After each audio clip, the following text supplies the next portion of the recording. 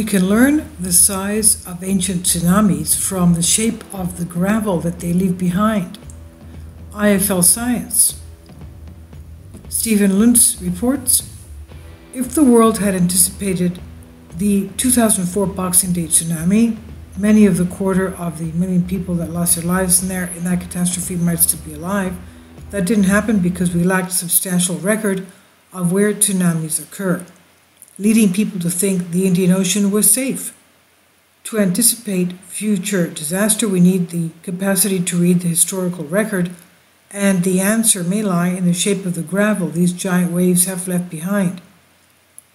Tsunamis leave behind a trail of debris that can be used to estimate their frequency in the past, once every 100 to 1,000 years in many locations, but knowing when they occurred is of only limited value if we don't know how large they were.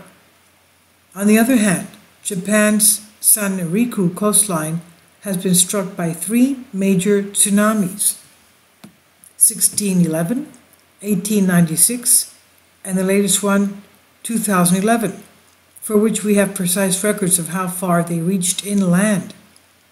Dr. Daisuke Ishimura of Tokyo Metropolitan University collected gravel greater than 2 millimeters or 0.08 inches in diameter left behind by each of these events from boreholes and a trench in the Koyadori Valley above the Sanriku coast. These were compared with similar material from nearby beaches and the river valley.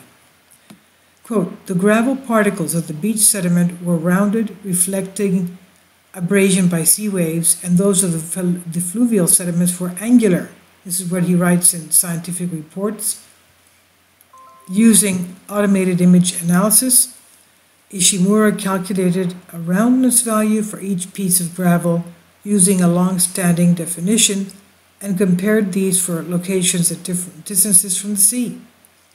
Close to the shore, the dominant material was from the beach, brought in by the incoming waves, and further inland there were more river stones carried by the returning tsunami as it headed back to the ocean.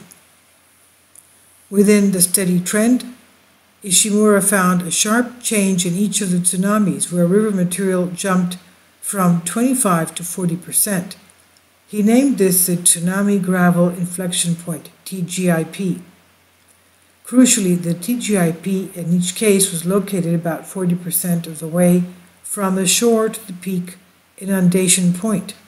And using this information, Ishimura estimated the size of tsunamis that battered the same coastline as far back as 4,000 years.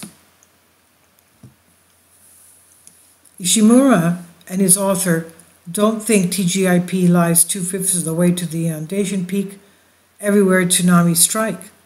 The shape of the local topography will affect how far up it lies, and nevertheless, if there is a consistent ratio of TGIP to maximum inundation point for each location, their work offers an opportunity to start estimating past tsunamis at different locations, which will help engineers calculate the size of the events they need to build defenses against.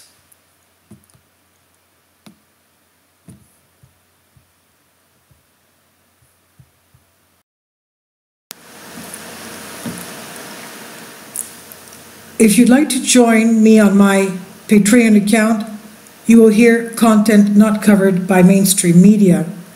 These riveting stories will be based on my research, and I will state my opinions and give my personal insight on diverse and controversial subjects and world events not covered by mainstream media, and not supported by YouTube guidelines. So whatever I have on my Patreon, most of those will not be on my YouTube channel. Please consider becoming a member today.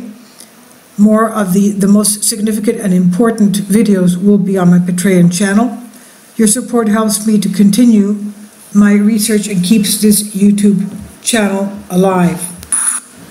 And we depend on your support, your generous charity, because we help economically challenged families here in Athens, Greece, in Kapota, and we also help the young generation with university tuition, and the community around our church. Thank you.